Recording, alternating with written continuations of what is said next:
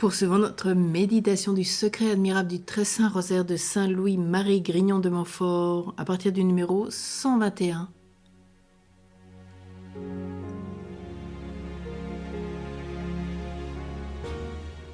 Avant de commencer, je voudrais vous rappeler l'importance de la méditation d'hier, où Saint Louis-Marie Grignon de Montfort nous donne des clés pour prier le saint rosaire comme il se doit.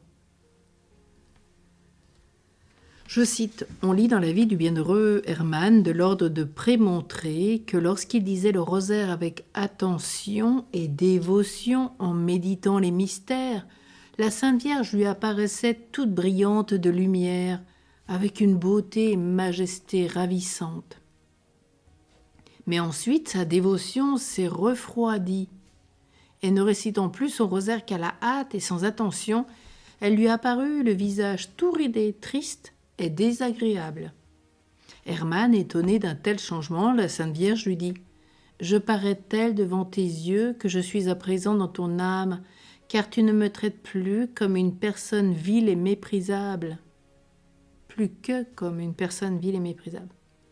Où est le temps que tu me saluais avec respect et attention, en méditant mes mystères et admirant mes grandeurs?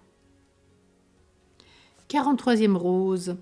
Comme il n'y a point de prière plus méritoire à l'âme et plus glorieuse à Jésus et à Marie que le rosaire bien dit, il n'y a point aussi qui soit plus difficile à bien dire et dans laquelle il soit plus difficile de persévérer, à cause particulièrement des distractions qui viennent comme naturellement dans la répétition si fréquente de la même prière.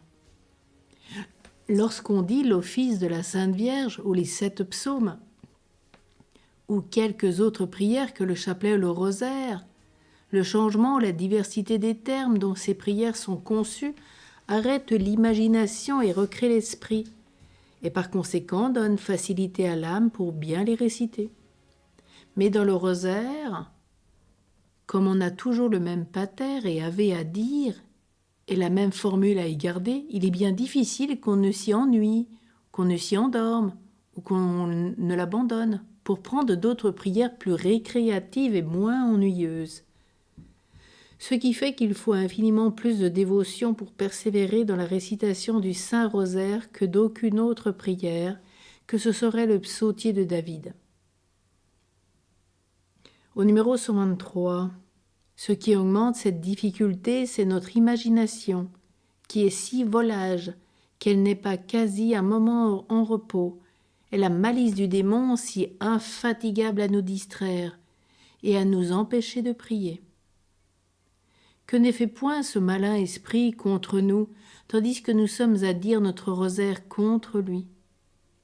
Il augmente notre langueur et notre négligence naturelle.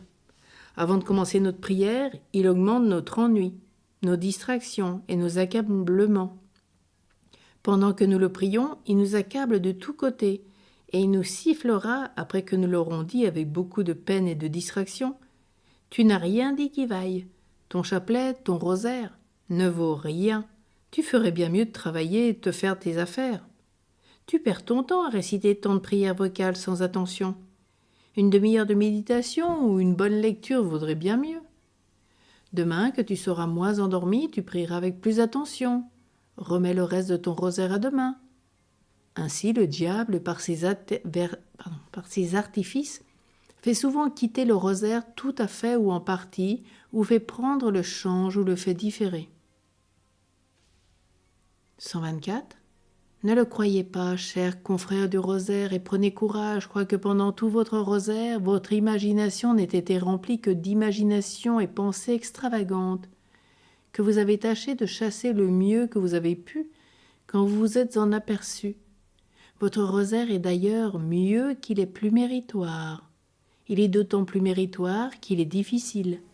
Il est d'autant plus difficile qu'il est naturellement moins agréable à l'âme, et qu'il est plus rempli de misérables petites mouches et fourmis qui, ne faisant que courir çà et là dans l'imagination, malgré la volonté, ne lui donnent pas à l'âme le temps de goûter ce qu'elle dit et de se reposer dans la paix.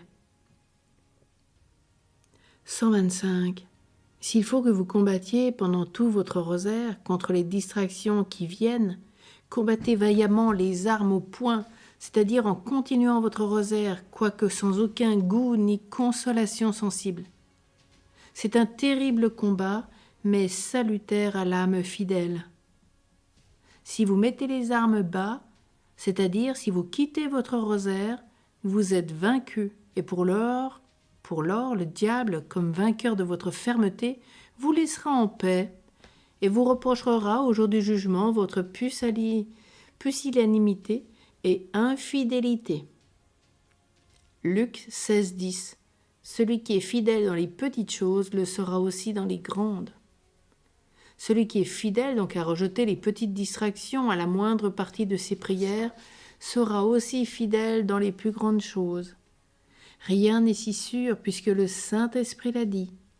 Courage donc, bons serviteurs et servantes fidèles à Jésus-Christ et à la Sainte Vierge, vous qui avez pris la résolution de dire votre rosaire tous les jours, que la multitude des mouches, j'appelle ainsi les distractions qui vous font la guerre pendant que vous priez, ne soit pas capable de vous faire lâchement quitter la compagnie de Jésus et de Marie, dans laquelle vous êtes en disant votre rosaire.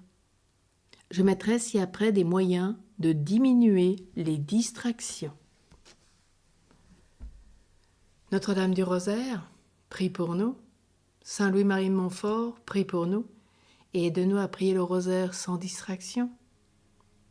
Pour la gloire de Dieu, pour la glorification de Marie, pour notre Mère céleste, pour contempler ses grandeurs.